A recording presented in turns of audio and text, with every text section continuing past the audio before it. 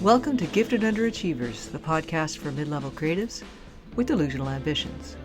James and I were absolutely delighted to spend an hour or so talking with Carrie McConkey. Carrie is currently working on a book that I wish I had already in my hands, on how to overcome anxiety as an entrepreneur. Hope you enjoy. Hey, Pat. Yes, James. I just felt a creative surge, a spark, if you will, enter the Gifted Underachievers clubhouse. I felt it too. Could that be I don't know. our friend? Is it? Carrie McConkey! Woo! Me. Yay! And I don't know why I have to tell the listeners my camera on Zoom keeps like going in and out Yeah. and in and out. And it must be my excitement just emanating, somehow making the computer camera zoom and shrink. Isn't that amazing? Yeah. It was weird how it kind of like, almost like one of those horror movie things where you see the twins at the end of the hall and then it zooms up. Yes. Then it It's zooms The back. Shining. The Shining. I don't know why I've got Stephen King on the mind. Carrie. Yeah. Maybe A lot of- that's why. Maybe it's my psychokinetic energy making it move. So listen, let's just introduce you, Carrie. Carrie, Yes. so excited to have Carrie as our guest. So Carrie McConkey is a freelance writer, and I'm just going to read her bio. For many years, Carrie McConkey thought that her crazy career background made no sense. After working in the fields of interior design, fashion design, college recruiting, human resources, fundraising, image consulting, and many more, Carrie found her way to freelance writing, and everything finally fell into place. Today, Carrie pens magazine articles for local and national publications and is a content marketing writer for corporations and small businesses. She is also working on her first nonfiction book. To learn more, visit Carrie's website at carriemcconkey.com or connect with her on LinkedIn. That was the most beautiful reading of my bio that anybody's ever done, and that was just a treat. So I'm glad that it's being recorded. But I am over the moon to be here. I think the world of the two of you, and I am your mega fan, Gifted Underachievers podcast listeners. And I know the listeners today are agreeing. You guys are fantastic. So this is an honor. Wow. Carrie is here. So you're also working on a book. Can you tell us a little bit about this book that you're working on? Because Yes. there's a lot of overlap with some of the things, well, a lot of the things that I think we generally talk about. Absolutely. And it's just really, that's such a crazy, amazing thing. Because the book that I am writing, which I've sort of had in my mind, writing some kind of book that was tackling work and careers and stress and finally molded over and decided to tackle a book on how to overcome anxiety as an entrepreneur. So it's going to be a faith-based nonfiction kind of how-to book that I'd like to direct it towards early entrepreneurs, not necessarily young entrepreneurs, even though that's included, but just anybody who's starting that journey. Because I've been an entrepreneur twice in two very, very different periods of time.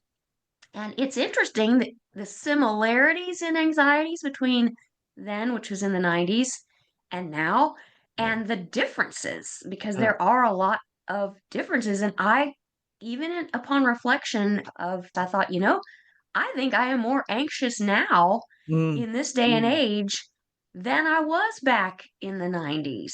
So I don't know if that's due to just being so young and unaware, or if it has to do with the world that we're in today with social media and the internet and so much noise. So I really want to explore that in this book. And I learned of your podcast after I started this mulling over this idea, I was a student of Pat's in one of her amazing developmental editing classes. So that's how I came to know Gifted Underachiever.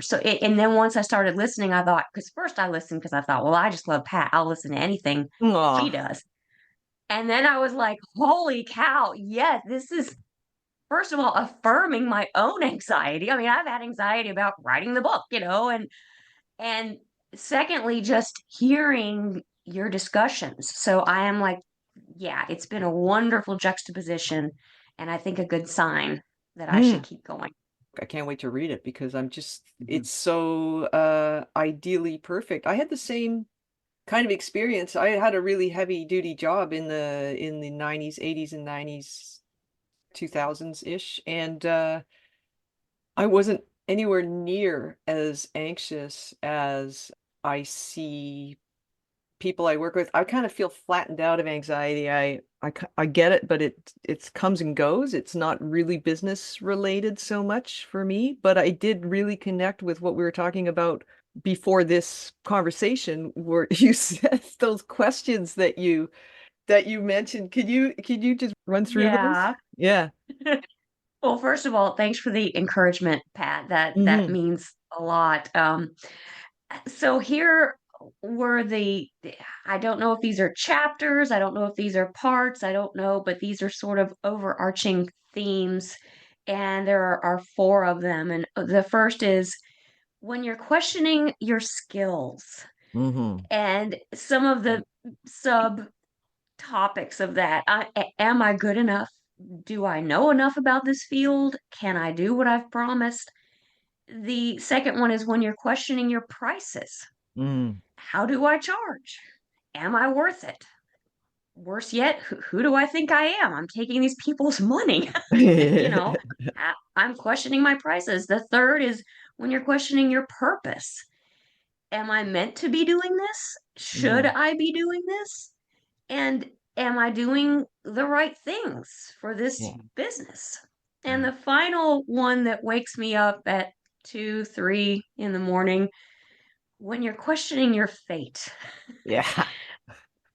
Will I ever make it? I put make it in quotes.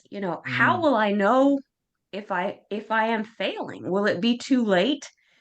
Should I keep this up? Should I throw in the towel? And Yeah. what will become of me? Yeah. So, yeah, all of those were just my thoughts that Yeah. I hope will serve the backbone of the book and that I can offer reassurance, Yeah. um, Mhm. or perspective at Hmm. least. Mhm. No, I think that's really, really, really good. And all those come down to this imposter syndrome Mm, sensation of, am I real? I yes. look out at other creatives and I see people who aren't me, right? I see people Hmm. doing other things, and that sort of feeds into that anxiety of, am I the imposter at the table, right? And so I think Yes. that, all those questions kind of revolve around it. And then that one about fate and really thinking about, am I succeeding, right? Hmm. And what does that look like, and what does that feel like, and how do you measure it? And as you're doing this exploration, I have sort of thoughts of how I manage my anxieties, but what are you finding? What's coming up for you? As far as myself, it's just, first of all, just lifestyle in general, just what you do to cushion everything around you. And I think, I was looking up statistics and general anxiety information, and we all know we all have anxiety. That is a normal emotion, a normal feeling. The American Psychiatric Association says it's a normal reaction to stress, Hmm. and mild levels of anxiety are beneficial. I mean, they do warn us, they do trigger us to realize if we're in a perilous situation. Hmm. But anxiety disorders are when things ratchet up a little bit too much.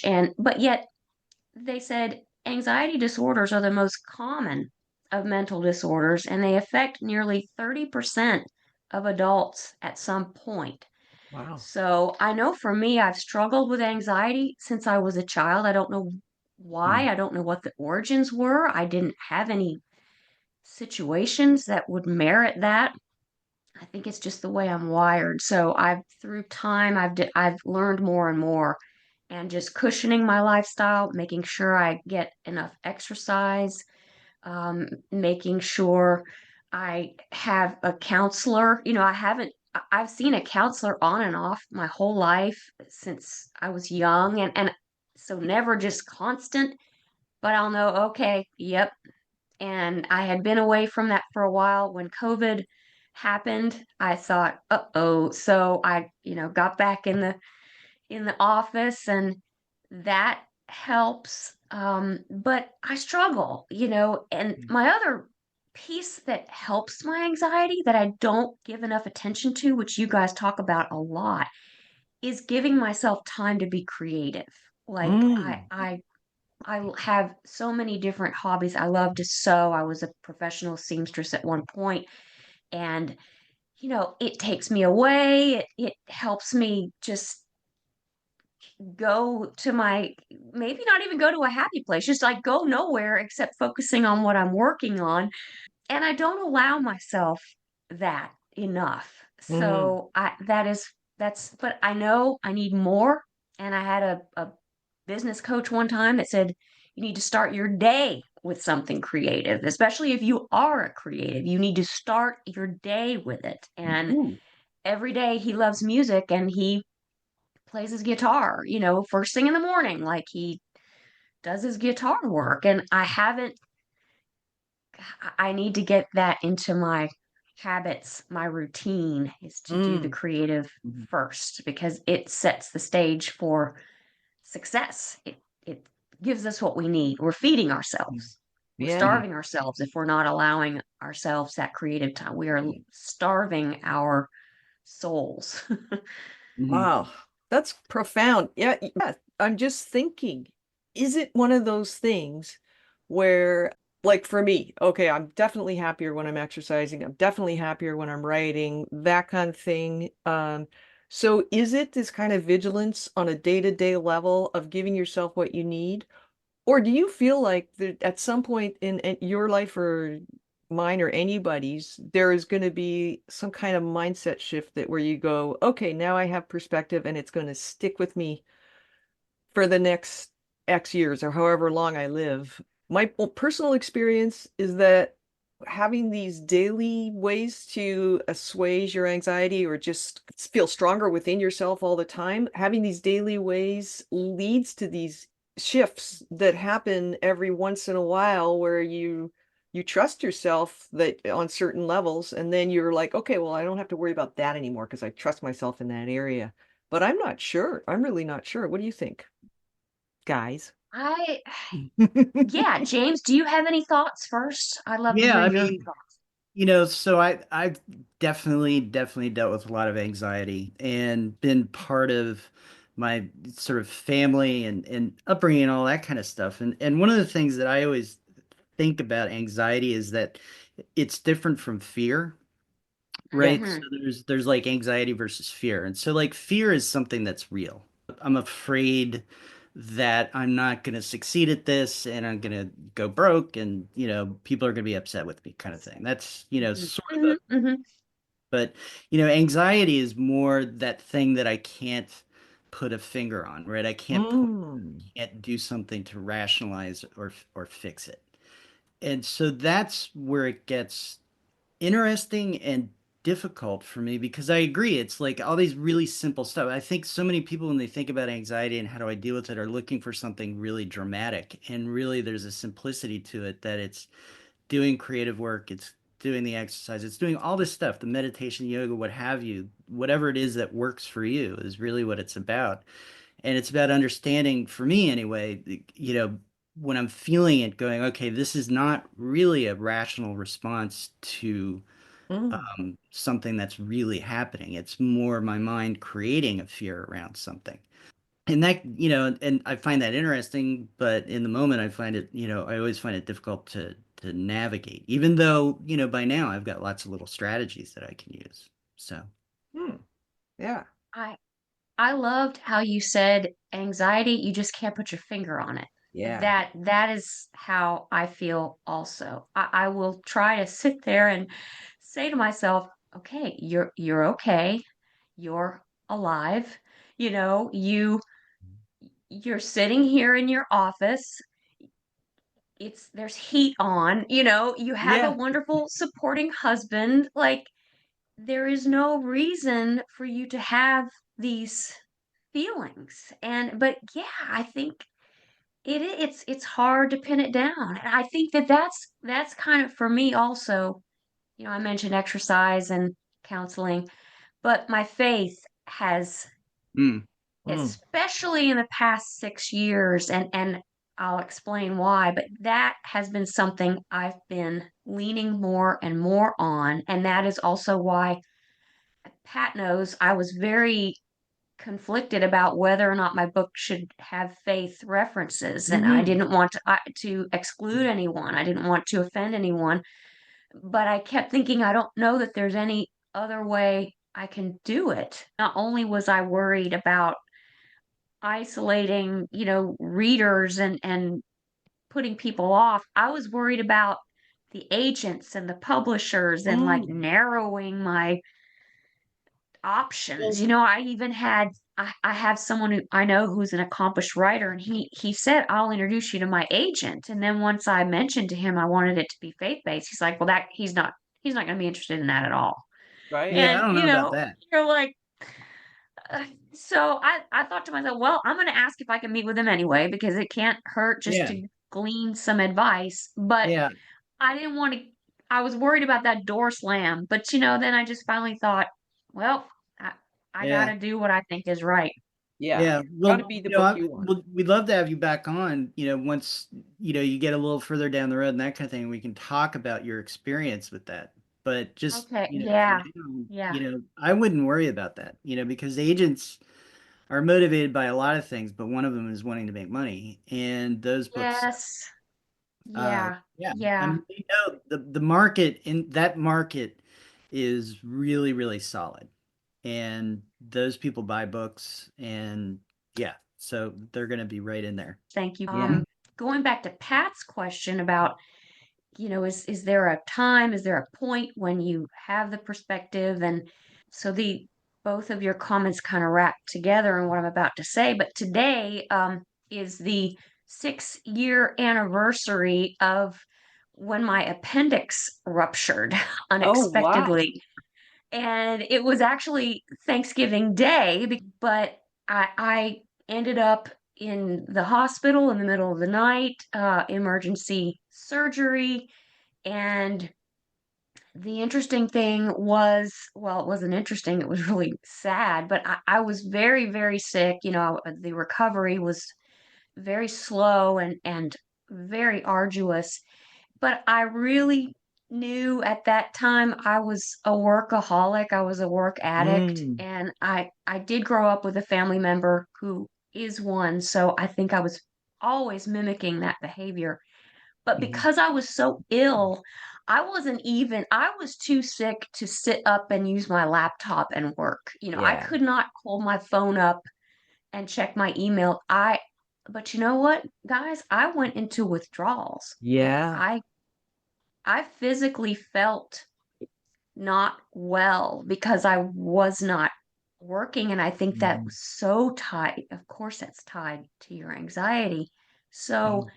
I remember my sister, Paige, my younger sister, we were texting and she said, why don't you just start reading the Bible? And I've always been a Christian. I went to a Christian high school, Christian university, and I was always a Christian, but I thought, yeah, I do need to open the Bible. So I thought, well, there's got to be an app for that. So there's a Holy Bible app. I'm not an affiliate. Like, this is just what I used. And I started reading a page every day, and I could get through that. And it was comforting. 6 years later, I've never stopped, and in my entrepreneurial journey, I have just leaned tried to lean on that to calm myself. Yeah. I will Mhm. just lean on that heavily because it's so, Pat, to answer your original statement and question, I did feel a it wasn't like a slow climb, it was like a jump in my Yeah. understanding. It was a jump in perspective when I thought that this workaholism is not going to be sustainable. It's Mhm. kind of a leap in it. Mm-hmm. And that's sort of how I try to deal with it. I'll go through okay, I'm alive, I'm healthy, I'm in and off. And then I just find I'm like, oh yeah, God, hey God, Yeah. God, I need you. And that's usually when I start to Yeah. calm down. Yeah. That's I very cool. really, really like that. So I've done a lot of work around like recovery and stuff. I'm going to say this, and I don't want to minimize your faith or anybody's faith, but Yeah, absolutely.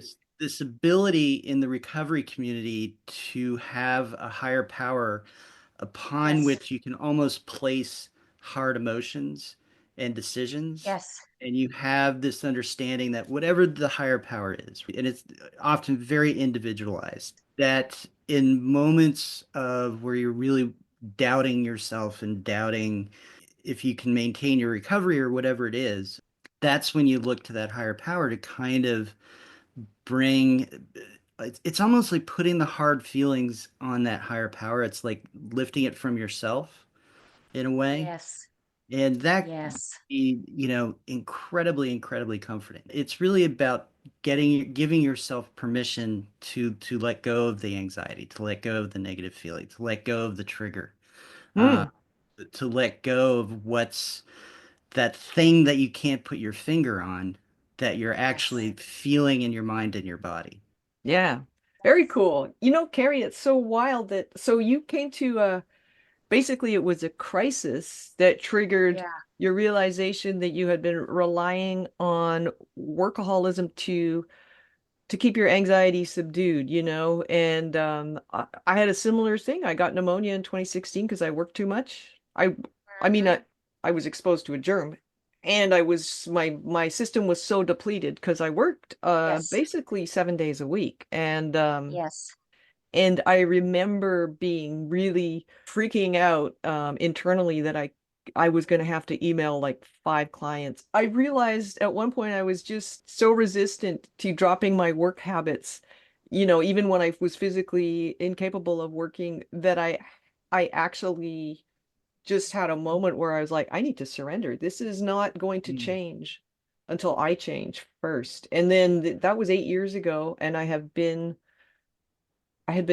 trying to not be a workaholic for the last 8 years, and I'm getting better at it, but it's one of those slow things and that ties into the anxiety around what's going to happen to me, because that just makes me see myself dying in a ditch somewhere because I don't have Yeah. I don't have any money. Yeah. Yes. I mean, that you just think, oh my God, like I don't have a pension, Yeah. Well, what the that's a big heck? part But of it. yeah. If you are, so you generally, Carrie, I think, are speaking to entrepreneurs, right? And so us in the creative work is a type Yes. of entrepreneurial Yeah. endeavor. And there's no safety net really. I mean, you can No. kind of say bits and Social Security or something like that. But, there's really, if you don't make it, you don't make it. Yeah. Yeah.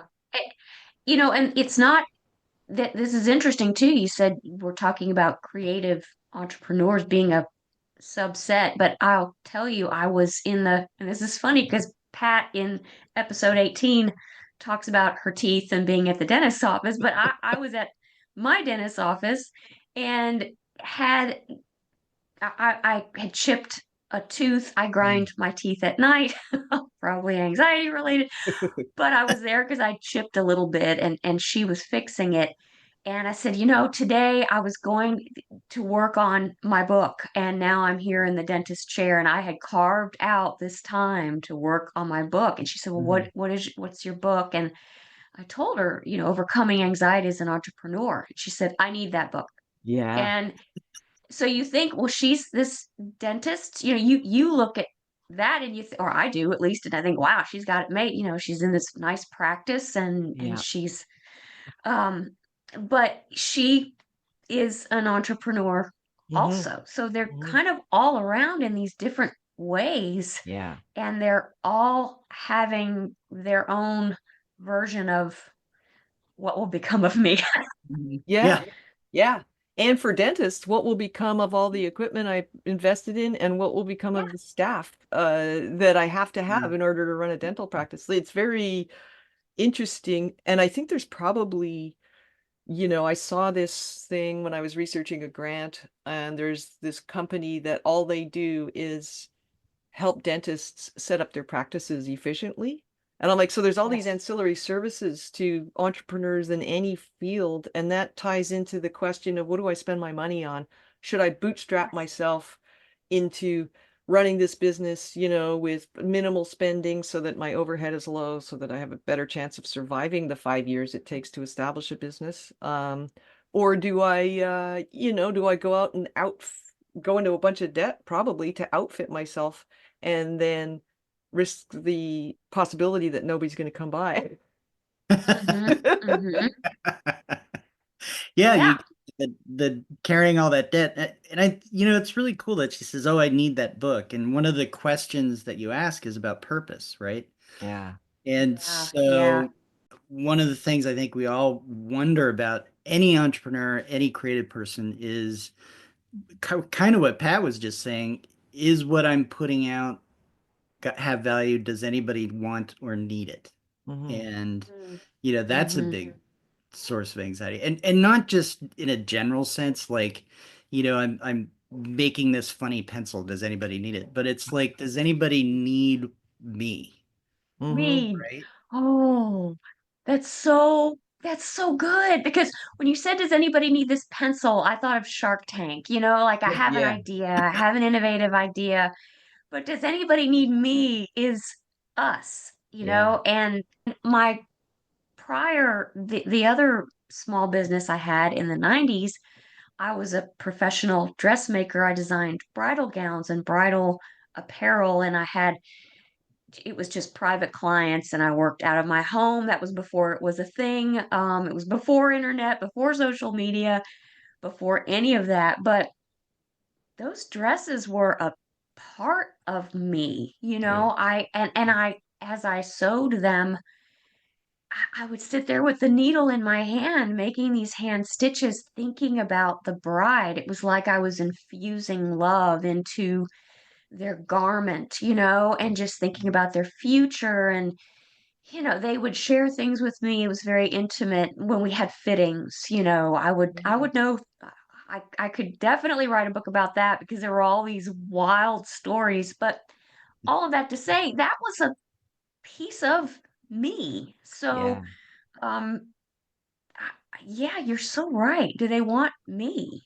Mm. And Yeah. and That gave me the shivers because there is something about, like, I'm pretty confident in my skills as a developmental editor. I don't really count creative writing as one of the things I sell because I just don't sell it. But I'm more confident in the courses that I create than I am in the idea. Maybe because courses are, you're offering information.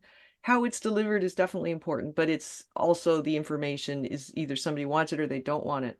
Whereas with yes, things like developmental editing, or I'm just thinking of James's collaborative writing, ghostwriting, it really matters who you are because reading is so subjective, and there are a jillion, especially with the sort of corporatization of publishing and the fact that all these mid-level publishers have gone out of business or been eaten up by the big ones. There's I'm going to use the technical term, a buttload of freelance editors with in-house publishing experience on the market. They're providing services, and I'm like, well, am I think it's all about fit, but really you could use anybody to work on your book and you'd get somewhere unless they were terrible, unless they were really bad or didn't know what they were doing.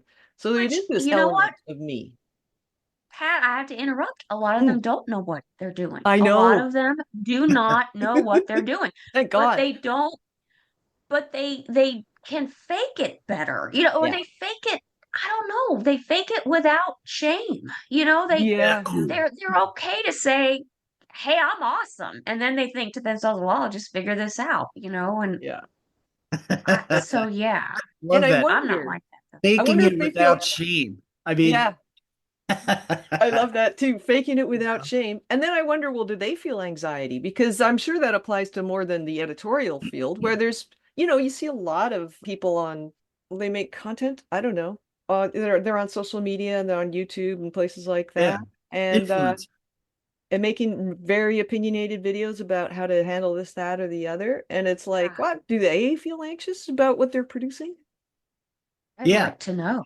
I Hmm. would too. I would love to see behind the camera. You see these incredibly confident, well put together people in these well produced little videos that probably have all kinds of filters and to me it screams inauthenticity. Uh, Hmm. but I wonder if they're like, oh, I don't feel authentic. I'm being something that I don't feel I should be or am, or it's Right. yeah. I Who wonder knows? if it depends on audience size because I'm just thinking, you get a guy like Seth Godin or Jim Quick, and they have huge audiences. These are, Seth Godin's a marketing guy, Jim Quick is like a brain guy, brain health guy, and they just have huge audiences. So I wonder if there's a point past which you go, okay, I don't feel anxious anymore about, where I'm going to end up because so many people have bought what I'm selling. Carrie, what do you think? Is there kind of a threshold?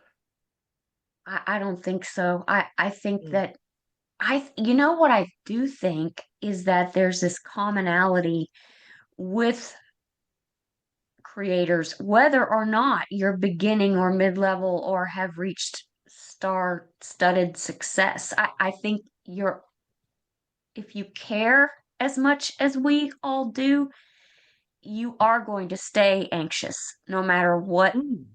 no matter how many rave reviews you've gotten for your book or how many book deals or even the two of you. I mean, you each have done some amazing commendable things and you would, but you both sort of set it aside, and in fact, I met with four of my female friends who are entrepreneurs and we've all been kind of doing this for the same amount of time. They're all local and we talked about how when you do have an achievement, quite often you just like it's like you're checking the box. Like, okay, well, yes, I did that. Okay, check. Well, now what's next? What Yeah. is the bigger thing that Mm, I'm supposed to be doing next yeah. rather than thinking, hey, stopping a minute and saying, hey, I just achieved this. Yeah. So Mhm. I feel like those super famous people, they're probably just still waiting to check the next box themselves. Mm. Yeah. Yeah. No, and I wonder, probably a gifted underachievers t-shirt motto could be stay anxious. Gotta write that one down. You know. Yeah, but don't you think that a star who's just made it big, like, but now they want to win an Oscar, Yeah. and like, but then they get nominated and they're nominated, but they don't win. So now they've been nominated. Well, that's not enough anymore. Like, I want to win the Oscar. Like, I'm theorizing. I have no idea, but that's what Mm. Yeah. I'm imagining.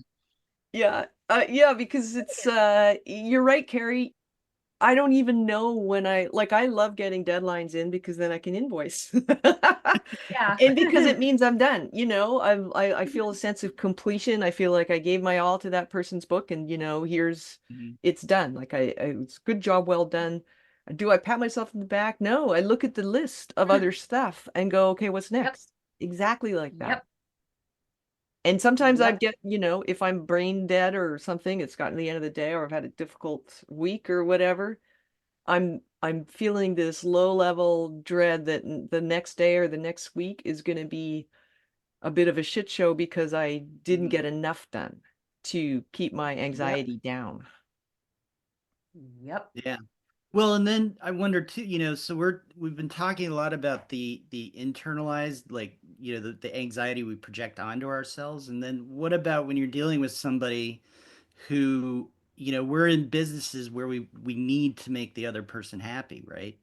But what if Hmm. you're dealing with somebody who, for whatever reason, it's not working and they're coming at you in ways that, you dread the next time you have to interact with them, or in your own mind, you twist it around so it substantiates the Mm. self-doubts and the imposter syndrome. There's ways to rationalize and all those kinds of things, but that's another piece of this too, I think. Yeah. That is one area I have probably been the best about, and I don't know why. Well, it probably can be attributed some to my father. He's former law enforcement. He was in the FBI and he was chief of police for Knoxville, Tennessee. So, Wow. but all of that to say, he was always giving me these life lessons about people. He's a master at handling people. So I think as the years have gone by, in earlier years, I would have beaten myself up. Well, I did tremendously if I was having a hard time or things weren't going smoothly. And as time has gone on, I have realized more and more clearly it is the other the other person has stuff going on too. The question comes from this place that this is going to happen, right? Yeah. In Yes. this work. It's just you're not, there's no perfect. So it's navigating that, and that term beat yourself up over it. Man, oh man, is that the easiest thing in the world to do? Mm. And then Mm. I think it's really hard to then think, no, that I'm not seeing and understanding and feeling everything that they're going through right now. And Yeah. it's really hard to internalize that in a way Yeah. that makes you go, okay, now I can go back to sleep, or something Yeah. like that, right? Oh yeah. I was talking with somebody I've just finished just finished a project with, and I said, when this comes out, let's talk. We'd love to have you on the podcast. And I told him the name of the podcast. And this is somebody who's a very high achiever. I mean, this is not somebody who's bumping along. And he Not goes, a "Oh, that's slacker. how I feel all the time." And it was a really good moment. I was like, Yeah. "Oh, okay. Okay, yeah, this is Wow. universal." So, Well, and I Wow. wonder if that isn't an expression of the very anxiety that Carrie's writing a book about. yeah. It's like, because if you're an entrepreneur, you can have a day where you think you've achieved a lot and you have objectively achieved a lot, and you can have a day where you feel like you've achieved nothing, but you have objectively achieved a lot. It might be Yes. 2 hours later the same day. Just to circle back, so we talked about, when you were thinking about the book, Carrie, you were thinking, oh, should I bring my faith into it, or Mm, will that narrow my, the readership? Not so much on I want the broadest readership possible, because that's not really the point. It's more like, will it make it unuseful for certain people? Yeah. So I was really interested that you have landed on the faith aspect. And mm, it makes so much sense, because kind of what James was saying, whether you're Christian or not, there is a certain amount of faith needed. And for me, it's not Christian faith necessarily. I mentioned one of my, both my parents were at one point Catholic, and then my dad became an atheist, so I don't have a big background of church going or anything like that. But my feeling was, it's kind of like just trust in the universe, in a way, or Yeah. whatever you want to call it. And if you don't have that, there are just certain parts of your business or your life in general, with the fact that you don't have a pension, you don't get sick days paid, you can't just take time off and go somewhere if there's a family crisis without it Hmm. affecting your income, sometimes substantially. So you need that extra little bit of something to help you be okay when things go really sideways and you have no other options but to take time off your business. I Yeah, and I think it's also faith that you are there, you are playing a role Mm, in the world today, in mm, this moment, in this day and age and lifetime. Because we are all traveling in this lifetime together right now, aw, which is, yeah. And yeah, we won't always be, we're riding the same bus right now. Yeah, So that's cool. and I think that that's what you also have to know is that you deserve a seat on that bus. You Hmm. know, you are meant to be on that bus during that time. So to me, Yeah, no matter what your beliefs are, that's what you can focus on is that I Mm. matter, you know, I'm yeah. here for a Boy, reason. yeah, self-compassion, That's right? beautiful. I Yeah, really love that. yeah, and that gets to that purpose thing again, which is, I have every right to do and be where Yes, I am, who I am, what I'm doing as anybody else. Yeah. As long as I'm doing it authentically and to the best, legally. yeah, and legally. Uh, well, thinking about those people are like, oh, I think I can turn a dime on a side hustle if I sell some rinky-dink thing, and you know, Yes. that's on them. But everybody else who's coming to it from a place of authenticity and genuineness, yeah, you have a right to be there. Hmm. Yeah. You don't have a right Well, to and oh, succeed, maybe, but you have a right to be there. you don't have a right to what? Sorry, James. Well, to succeed, in terms Oh, of, interesting. well, and by success, I mean like you don't have a right to go out and sell a bazillion books or become the next big painter, and you have a right to do and practice and be and have the opportunity, Mm, and to engage and be in the mix and be out there doing and trying and Mm, to the yeah, best of your abilities, right? yeah. And hopefully you do.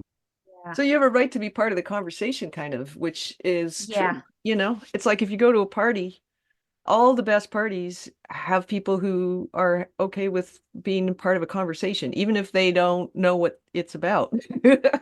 Yeah. Yes. They feel they have something to contribute. They have something to contribute. And that's Yeah. what I think we as creative entrepreneurs, we feel we have something to contribute, even if we don't know what it is, but we know we're a contributor, you know? Yeah. Yeah. And actually, sometimes, I mean, just to beat the party analogy to death, sometimes what you can contribute is just being a really good listener or being a good appreciator of other people's art and businesses. Like, that's why I like my dentist so much. She's passionate. Yes. I'm an appreciator of how she is in the world, and that's really important too. So I guess that what I'm so curious about and interested in, I can't wait to read your book, Carrie, is, how you will end up melding all of this, because it really is support and encouragement that you're offering, as well as sort of an examination of the aspects that go into entrepreneurial anxiety or anxiety period, kind Yes. of. And you were saying on an earlier conversation that it took some reading to find stuff about anxiety that wasn't just the stuff everybody knows, like, oh, it's from stressful situations. Well, yeah, but sometimes the situation hasn't changed from one day to the next, but one day you're anxious, the next Mm. day you're not. Yeah. Yeah. Well, first of all, how am I going to meld all this together? And Mm. in full deference to the whole theme of gifted underachievers, I have no idea. I mean, I have to be transparent. I've been weighing that. Like, I'm going to be on this podcast. Do I do the faking thing and act like I have it all under control? But I thought, no, I can't because Yeah. Pat and James always tell it like it is. So I have no idea, but I do have faith in Yeah. things unfolding, like what you talked about, Pat, the unfold. You have to let them unfold. So, because there may be some experience that I'm not going to have until next January that Mm. will be this pivot or light bulb moment as to what the book how it should be done or what it should contain. So I just need to hang in there Yeah. and keep going to each signpost as I go along. But yes, also what you were mentioning was having a difficult time finding information. And I did a deeper Mm. try to find scholarly articles on entrepreneurial anxiety, and I just came up with this wimpy handful. And so I finally thought, well, why don't I just Google entrepreneurial anxiety, what comes up, and I found 16 solid pages on Google Wow. from top to bottom with articles about entrepreneurial anxiety. Amazing. And yeah, it was like the 16th page was, or the 17th was finally where it was starting to water down, and not every single article was on that. But everything, blog posts and Forbes and Inc., from individuals' contributions all the way to larger business type magazines. And I Mm. found some really interesting research. LinkedIn had a podcast, and this woman was interviewed, Yale Benjamin, by a Mm. podcast by Jonathan Fields. She's an expert on entrepreneurship and mental health, and Huh. the article and the podcast just talked about how many different folks who are entrepreneurs struggle with anxiety, burnout, stress, Mm. fear, all of these things. So that to me was one of those signposts, like, okay, there is somebody out here studying this. It is real, and there is someone examining it. And some of the things that they found were that entrepreneurs were afraid to admit that they were Yeah. scared, stressed, anxious, fill in the blank, because here they've declared to the world, I'm doing this endeavor, and they've had to persuade and convince a lot of people that they are meant to do it. Well, now I'm doing it, so I can't show that it's not going well today, or I'm not sure how I feel about it. So Yeah. they just hide it. Yeah. So that's part of what I want to really figure out in the book, is to just dig in and find this little hidden community of folks who are trying to find out more about this, and Hmm. trying to get to the bottom of why. I'm excited to see it unfold with the Yeah. book. I'm excited. Just the idea that part of your sort of persona as somebody who's got the courage to start a business and to be responsible for your own retirement package and everything that you're doing, and possibly sometimes even the sole breadwinner in your house, that you can't really have a bad day in front of the people who Yeah. are relying on you, or even sort of professional equals, because or peers, or students or whatever, because you have this Yes. persona to maintain. If because there's this, I think it's erroneous, but there's this idea in our culture that telling the truth can be a weakness, Mm. and Yeah. it's wrong. Telling the truth is strength. But I think Hmm. that's something that if you are responsible for running a business, you don't always want people to know that it's not going that well that this week, or whatever. You've got an issue that you're dealing with that's taking some bandwidth and stuff like that. So there's this extra level of strain. And I guess part of it is nobody likes a complainer. Like, I don't go out into a family dinner and go, oh God, so and so, but that's because I work on stuff I like, but also because they can't do anything to help me. So there's a whole Yeah. bunch of aspects of why it's easy to keep this mask going, but it doesn't really serve you or anybody else. Hmm. Yeah. Yeah. And what do you think about that, James? Well, I agree. And there's certain, I guess maybe it's dependent on role, right? Yeah. So my role as ghostwriter editor, often worry about or feel like I can't show vulnerability in a certain way. Yeah. My role as a Yeah. parent, I can't show vulnerability in a certain way. My role as a spouse, can't do it. My role as, these different places. And, there's a lot of conversation around how being honest in that way, showing vulnerability builds trust and one thing and another. But we always worried that showing that vulnerability is I think in the work zone, in the creative entrepreneurial zone, is going to not build trust, but it's going to start questioning. It's going to get somebody to doubt you, right? And when Hmm. we already doubt ourselves, if we're in that mode, then it becomes even more worrisome and difficult to do.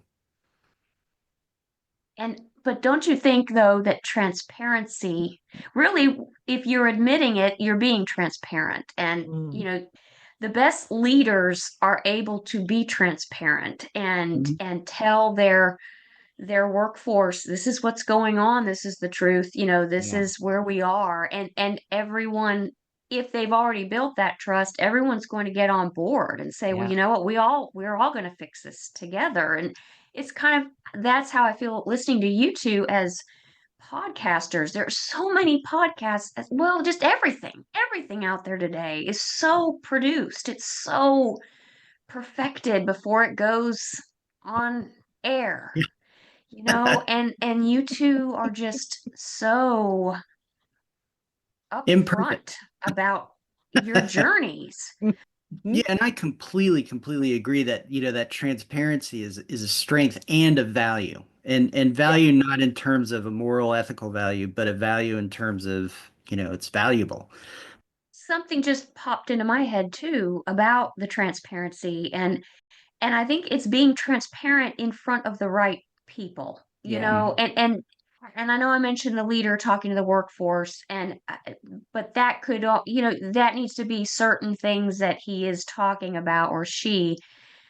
But on the other hand, if the leader needs help, go see a professional or Mhm. join a mastermind group of Yeah. other leaders in their same realm. Because number one, if you're with interacting with people who are in a similar lifestyle as you, that offers so much relatability. Yeah.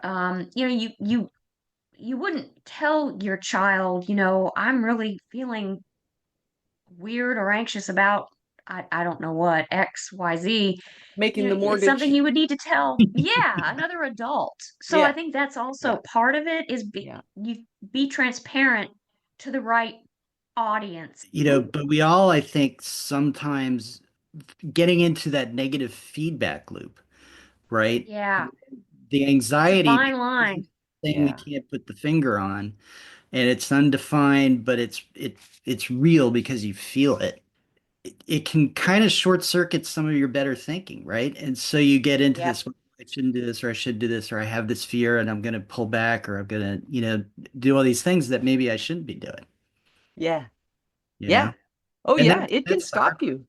Can Yeah. stop you from taking the next step, And also there's this thing when you do run your own business, it's like, well, I have options for what the next step is. How do I know which one is right? So there's some reality in the idea that taking the next step is, it could be the wrong next step if you don't have the Yeah. perspective. So I think a book that addresses, that sort of explores this, like you say, the unfolding. I think just by Yeah. exploring all the especially those four killer questions, that just the exploring itself will yield, at least, if not, there's no set answer. It's more like, how can somebody support themselves on all fronts as to the maximum degree possible without making it a full-time job, just supporting themselves with their anxiety, like, but Yeah. just to set in some really good systems Yes. for allowing them to function on the whole in a pretty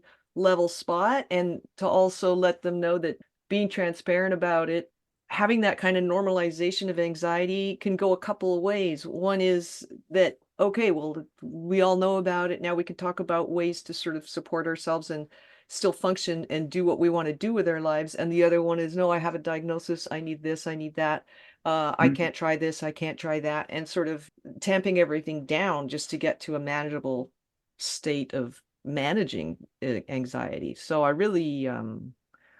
think there's so many things you could write about. Mm, Yeah. So I think most of all, I want the book to not be, I'm a very evergreen writer. I like to Mm, write about things that are going to help someone 10 years from now, mhm. 20 years from now, long after I'm gone from now, yeah. So I think I mentioned to the two of you the book, What Color is Your Parachute Yeah. by Richard Bowles. And for those listeners who aren't familiar, it's like a guidebook, a timeless guidebook to career discernment and job searching that has been, the first printing of it was, I think, in 1970 or 71, and it's been reprinted every single year Oh, since then. yeah. So it moves with the times, and it's reprinted so that it can be fresh as far as the job searching and the avenues with which to do that. But the principles of it and the helping mindset work is very timeless. So Mm. I wish for that for my book. I want it to be something that someone can refer to again and again, and it'll be, it will help universally, just as Yeah. humans, Yeah. I'd like to see that. I think it could be because the topic is it's so built into humanity, how we operate. I think it could be a classic. So I'm looking forward to that. It's my delusional ambition Yay! that it will be a classic, that it will be, someone will be like, oh my gosh, yes, you need Carrie McConkey's book. Yeah. Yeah. Like writers That, say, oh, you need to buy Stephen King's On Writing. It's like everybody, oh yeah, yeah, oh how yeah, have you not read that yet? You know? Yeah, yeah, yeah. Yeah, yeah. word of mouth. That's the one you need to read. Yeah. Carrie McConkey, thank you for being our guest on Gifted Underachievers. It's been a really great discussion. Yeah, that was really great.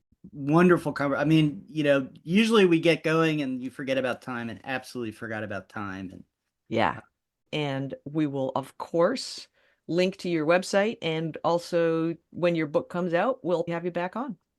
yeah, I would absolutely. love that. And then you'll be a gifted overachiever. So Yeah. No, then we can revisit it and say, okay, how do you feel? And I will probably most likely have something that I'm in angst about. So we can explore that too. This has been such an honor and privilege. Thank you both. Awesome. Thanks. Thanks for listening to Gifted Underachievers, the podcast for mid-level creatives with delusional ambitions. Boy, did we enjoy having Carrie in the Gifted Underachievers Clubhouse. We'd love to hear from you. Send us an email to giftedunderachievers@substack.com or hop over to our Substack site where you'll find more information about Carrie and her book, and you can leave a message in the comments there. Until next time.